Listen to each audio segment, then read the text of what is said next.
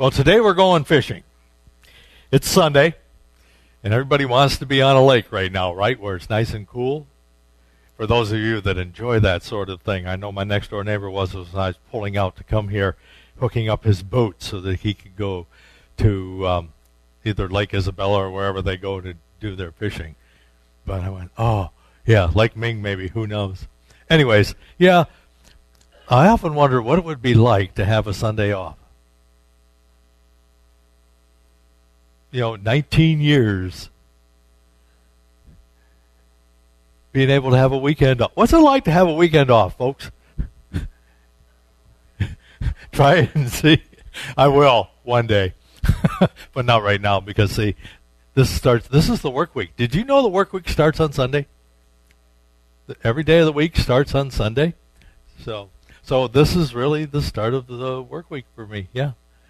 All right. Anyways, we are talking about fishing, and of course the narrative in John chapter 21 deals with Jesus standing on the seashore. Now this is after his his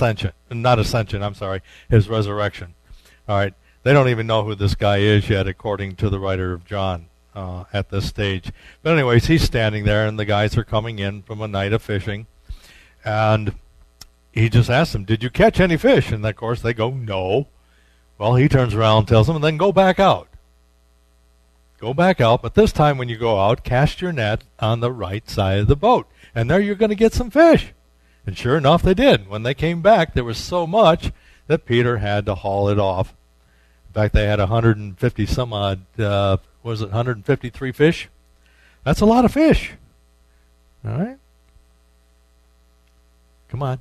Charles Fillmore, in his book, Mysteries of John, he teaches, number one, come on, thank you, that Jesus represents that Christ mind. And as we do each Sunday, and as part of Unity's doctrine, if you will, is that the Christ lives within us. And so we have that same Christ mind in us, that connection, that link to God. It is God's divine idea for humankind. So it's always there, always within us, and that's what he represents. The sea is our mental realm in which we get our sustenance. So what's the sea and the fish represent the abundance of ideas that are always available to us when we fish from the right side of the boat. Okay. The right side is that side on which we realize the truth, and then we listen and follow the Christ mind. All our needs are fulfilled. Right thinking. Divine order thinking, affirmative prayer, the right side. Okay. He goes on to say the nets represent our mind that catches these thoughts and ideas. So my question to you is, where are you casting your nets? And what kind of thoughts and ideas and concepts are you pulling in? Okay. One of my professions in WoW, World of Warcraft, is to be a fisherman. And a lot of times you throw your line in there and you never know what you're going to get. You're trying to get good fish so you can sell them or eat them for health and money and stuff. Sometimes you get nothing but junk. Driftwood, seaweed, old boots. So what are you casting? What are you bringing in to your life when you cast your nets out there? When we seek the kingdom of God first, the right side, all things are given us. For it is your Father's good pleasure to give you the kingdom, time and time and time again. And sometimes we forget that. In our daily routine, we forget that it is God's good pleasure to give us a kingdom. And of all good things, that's divine ideas. We have the ideas if you want them. There is a way through every situation. There's a solution to every problem. All we have to do is cast our nets on the right side to bring in those ideas, those concepts, and people, too, that can help us through those situations. Now, of course, we know that Jesus was a great storyteller, and he used parables a lot. And within those parables, he did use fish because they represent that inexhaustible supply of divine ideas and the possibility of abundance everywhere. Because fish multiply, and they multiply quickly. So how are we to apply those same concepts as Jesus did in this day?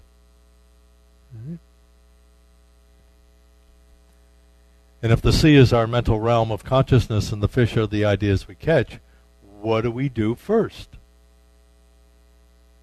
Well, you go where the fish are.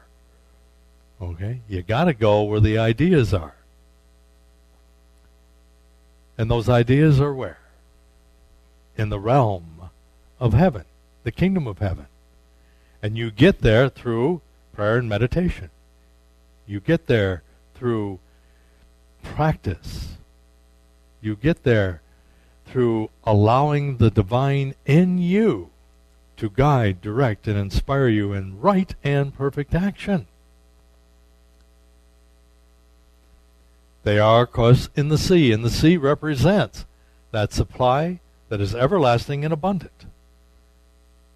So what are you looking for in your life right now? What are you looking for to help you fulfill a need, to help you find a solution, to help you through a circumstance, to help you through a challenge? What are you looking for? It's there, in that realm called heaven. There is an idea. There is something there for you. There's a person. There could be a place. Who knows? Cast your net. See what you bring in. Right? And it does not matter. You don't have to worry about how you're facing, north, south, east, or west. It does not matter. Because if God is everywhere present, why should it matter? Right? If God is everywhere present, it should not matter where you are. All that matters is that we fish from the right side. And of course, north, south, east, west is that never-ending spiritual and eternal wisdom that you get. When you do that, always there, always available to you. Glenn Dromgooley from I'd Rather Be Fishing writes, remember that fishing has many components to it. Okay? Remember, this is all a metaphor, but sometimes our nets come up empty. And why do they come up empty? Have you ever felt that way? You're looking for, you just don't get it. You've been out there fishing all day and nothing. All right. Well, if you're fishing for compliments, guess what? What happens when you don't get them? You're not fishing from the right side of the boat. Because if whatever you're doing is being done because you want to be complimented, and then you don't get it, where does that put you? What type of mindset do you have? And then how does that affect the relationship with the individual that you're expecting that compliment from?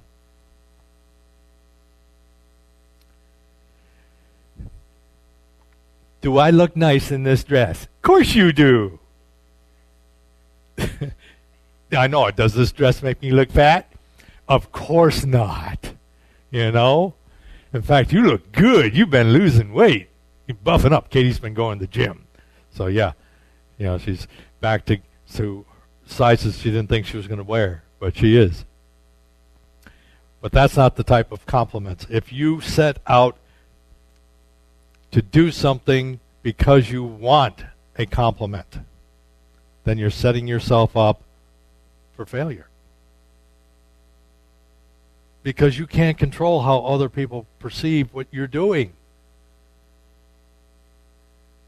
And it's not that we don't like compliments. Of course we do. Everybody loves to be complimented. All right? It helps with our sense of self-worth. And that's okay. But make sure you're doing it for the right reasons. Whatever you're doing, you're doing. And if you get a compliment, so be it. But remember, and this is what they taught us in ministerial school too, is that as people go through the door, they're going to compliment you. They're going to tell you how great. They're going to tell you, oh, yeah, that's the best, lesson I've heard, or whatever the case may be. But then you're also going to have other people doing the opposite. God, he was terrible. What was up with him today? Did you see what he was wearing? Oh, yeah, they do that too. or what she was wearing in the case of the women ministers. All right? We fish around for information as well. Where do you get your information? You should get it from within. You should get it from your source. You should never get it from out here unless you have been directed out here to get it. If you're fishing for compliments and running out here to get all that information, you're fishing in the wrong area. You go within.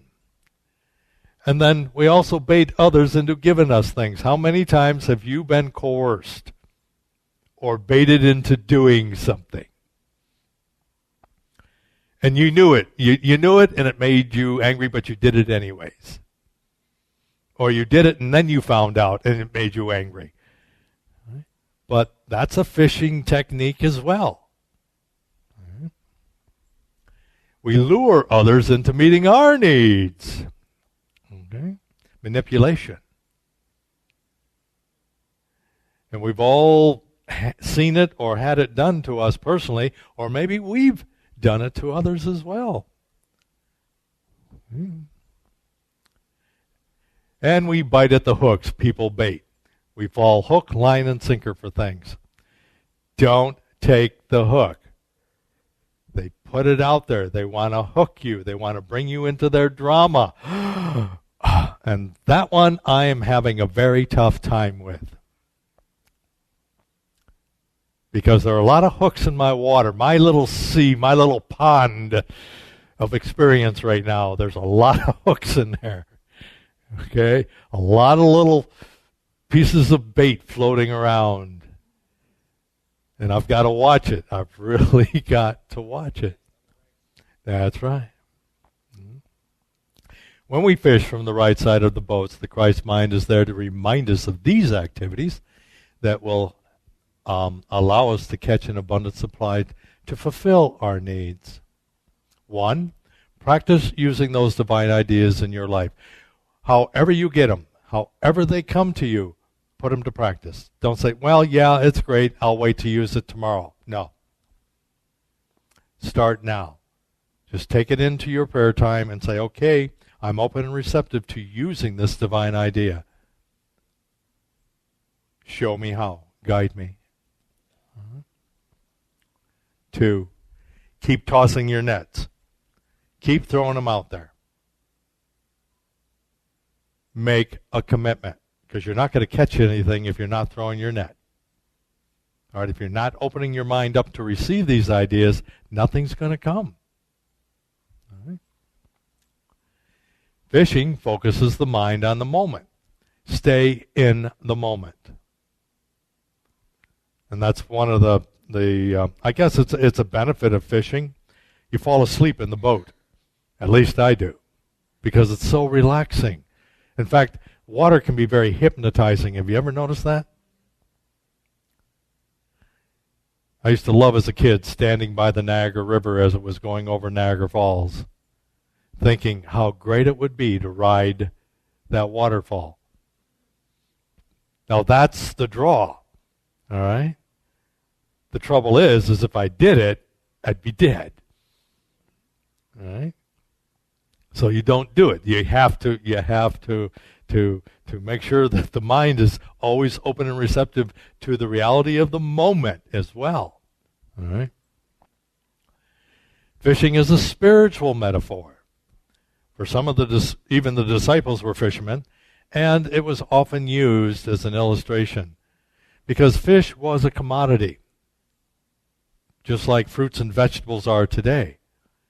Farmers grow them, and they sell them, and they receive cash in return. And so this is how they paid for their taxes. In fact, there's one story about a gentleman not being able to pay his tax, and they said go out and fish, and when they got the fish, there was the tax money in the fish's mouth. And so it is always used when you read the New Testament, whenever fish are there, it is being used as a metaphor to show us that abundance and divine ideas are always available to us. 5, fishing teaches practice. You can't force the fish to bite. So you have to wait. All right?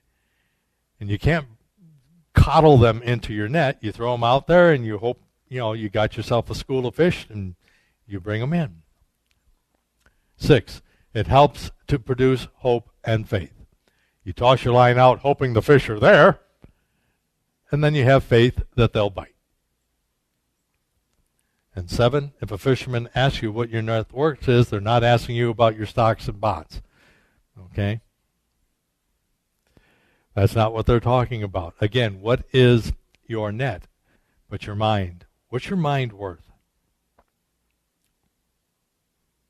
Because that's one of the greatest assets that you have. It is what separates you, the ability to think, to process information, is what separates you from all other life forms. Because you get to pick and choose daily what you are going to open yourself up to. And here's an old twist on an old adage. Mother to daughter advice, if you will. And for you mothers that have many daughters in there today, cook a man a fish and you'll feed him, and he's in your hair all day. Teach a man to fish and you get rid of him for a whole weekend.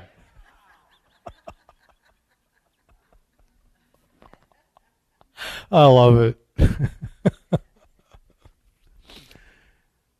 So what are you fishing for? What are you throwing your nets out in hope of catching? What is it that you need? Because the fish are there. The divine ideas are there. But you have to go to the sea. You have to go where the fish are. And that sea is the consciousness in which the realm of heaven is there to bring you what you need. In fact, it's already there. All we have to do is catch it. That's all we have to do is catch it. And it's ours. So if you choose to do it this week, try it. Go fishing and see what you catch. And I'll see you next week. God bless you, dear friends.